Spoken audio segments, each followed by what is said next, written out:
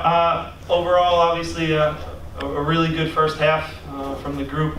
I don't want this to sound like an Academy Award speech or anything like that, but I think there are some people that deserve a thank you, because I think you do have to celebrate the little moments. And 50 points in the season, clinching a playoff berth for this franchise is a big moment. So a quick thank you to Jay Sugarman. Thank you to the owners, Richie Graham. Thank you to Ernie Stewart. Thank you to Ernst Tanner, two guys that are our leaders. In a very short amount of time now, Ernst has given us confidence when we go on the road to look at things a little differently and press in a way that is compact and has given a lot of confidence to the group. So we're a brave team right now. I think that's dangerous at this point of the year. Chris Albright, a guy who never gets any attention, a guy I grew up playing soccer with here in Philly. The things he's navigated and piecing together a roster has been amazing. He does a great job behind the scenes, and again, his name never comes up. So I'm really happy for him as well. So my staff, all the coaches that do so much for us. If I go through the whole technical staff, it might be a long one, but they know who they are and they work their tails off every day. From my assistants to the sports performance department, to our sports psychologist, to everybody. This is a good achievement for the club, but again, we're not done yet. I think the players deserve a ton of credit for everything that they've given this season, the resiliency they've shown after a heartbreak in an Open Cup final, to bounce back against Columbus with a great performance, to now push in a really good way in the first half and take care of business in a big pressure game. You know, I usually have to sit up here and sometimes act like I have all the answers, but I was nervous going into this game. It was a dangerous team that we were playing against. We had a good week of training, but sometimes that doesn't mean anything. And the players deserve all the credit for stepping up and executing and playing at a really high level in the first half. So I'm happy for them. It's something now we can celebrate and enjoy, but we also have our eyes on the teams that are ahead of us right now. We've had the mentality for the past 2 months now to only look forward and try to climb as high up the table as we possibly can. Everybody knows the scores, everybody sees the standings right now. We're in a good spot, but we still have a lot of work to do. 2 difficult opponents, an international break to recharge the batteries for guys, have Red Bull coming in here, and then a difficult one at New York City. So everything's still to play for. I don't want to act like we've accomplished something, but I think sometimes it is good to step back and recognize some people that have done a heck of a lot of work this season. How important is it for this team to not only get into the playoffs, but go charging through the front door instead of going through the back like you did 2 years ago? It's important. I think, you know, in every season has a different trajectory. You know, I think that there's always, you know, some teams start hot, have a stall in the middle, and maybe finish strong. Some can start terrible and finish strong. It can go a variety of different ways. The most important thing in the season is to be playing well when you're going into the playoffs. So we have that right now, which is powerful. There's belief in the group, but we can go on the road. We can play well at home, and that's a dangerous thing. Listen, we're going to be a team that's going to need all 11 guys, like I say to you guys all the time, to play well, to have a chance. We don't have the luxury of having, you know, 5 or 6 guys can have a bad game and Ibrahimovic scores a goal from nothing. You know, that doesn't happen here. So we need every guy. So from that standpoint, we're a true team. We're together. The belief that now Ernst has instilled in our group is powerful as well. And you know what? We're not scared of anybody. You know, we respect every team we play, but we're not scared of anybody right now. And I know, you know, in talking with the coaches around this league, teams don't like playing us right now, which is a good thing. You mentioned the 2016. How much different did this feel as opposed to what that, I guess, lack of celebration was on the last day that year? Yeah, and that's kind of why I bring up it's important to celebrate the little victories in life. You know, I remember our last time we kind of had a unique situation where we had clinched a game prior. There was a goal differential where we couldn't lose by 13 goals. It didn't have a good feel to it. This has a strong feel, like Jonathan said. We kind of kicked the door down and we're in now. It doesn't depend on what other teams do or goal differential or or if we tie, or if we get one more point, it's we're in the playoffs, which is a good relief for the group going into the break. But I know that they're not satisfied.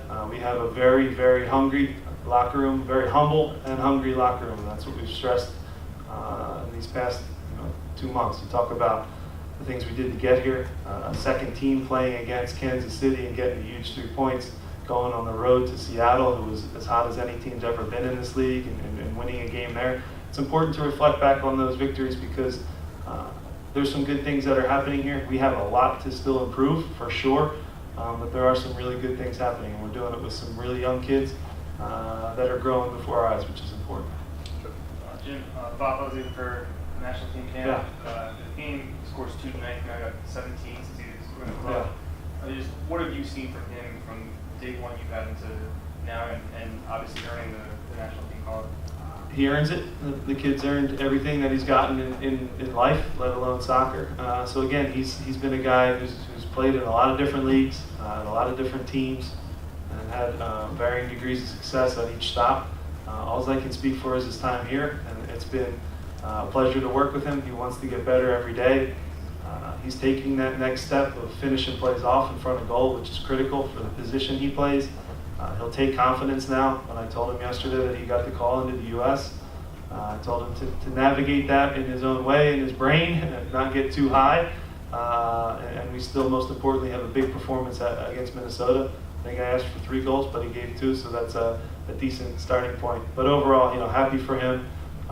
It's good to be rewarded for things, and I stress to our entire team, individual accolades, national team call-ups, all-star teams, best 11, whatever it might be, are achieved when the whole group has success. And this team now has had some success, and that individual accolades will come with that. Right.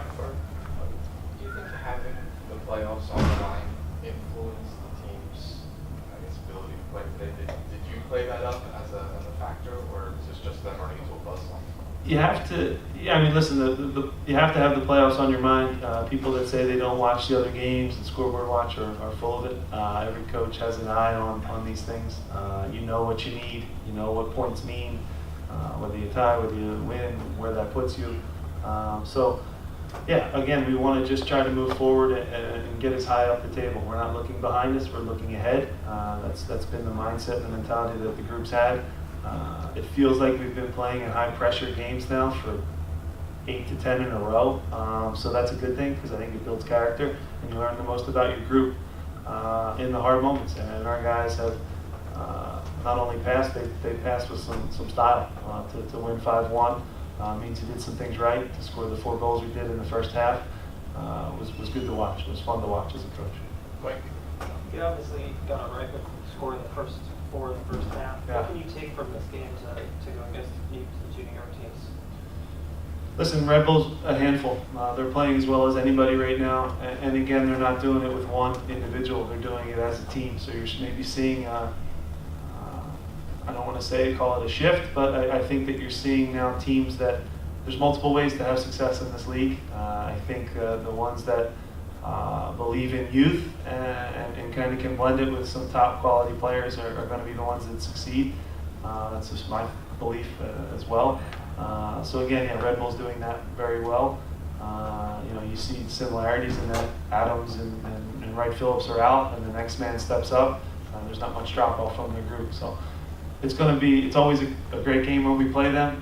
This one gets ramped up quite a bit now. They're chasing the supporter shield. We're chasing a 3 seed, to be honest. That's what we're going to try to shoot for, get as high as we can, like I mentioned. And then you follow up with another rival against New York City FC. We don't want to get on a plane again this year. That's the goal. Since maybe to Atlanta, I guess. John?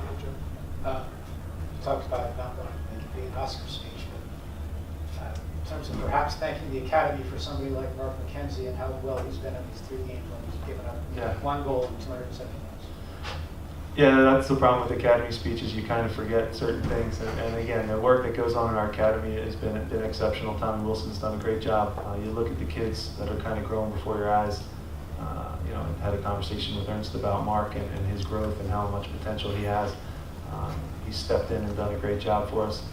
Would have liked to have gotten a clean sheet tonight, but at the same time, Mark has been calm under pressure. For such a young kid, he's able to match any player in our league physically. He wins his individual duels, and he's learning each and every game. So can't say enough about how well he's done, how well Austin's done. You guys have heard me speak about that a lot this year. But overall, really happy with the overall performance of the team. Last one, Joe. Jim, I know it's kind of been hinted at already. Looking forward, I mean, 3 seeds in sight. Yeah. The team that is 3 seeds is your opponent on decision day. How much between now and that Red Bull team are you kind of looking at that 3 seed and motivating the team with it? And, maybe a home game at 4 seed, maybe even good enough for the goals you guys want to reach now. Well, it's clear now that, New York City FC has 2 games left. We have 2 games left. They play DC and they play us. So, in a way, we control our own destiny. If you take 6 points, you're going to put yourself in a pretty good spot. DC's playing very, very well right now too. So every game is going to be highly contested. Decision day is breaking down exactly how probably the MLS headquarters wanted it to, with some of the matchups that you're starting to see in the West and the Eastern Conference. So it feels good to be in, to have a little bit of a little bit less pressure probably going into these games, where we can just be free, play our game, play with no fear.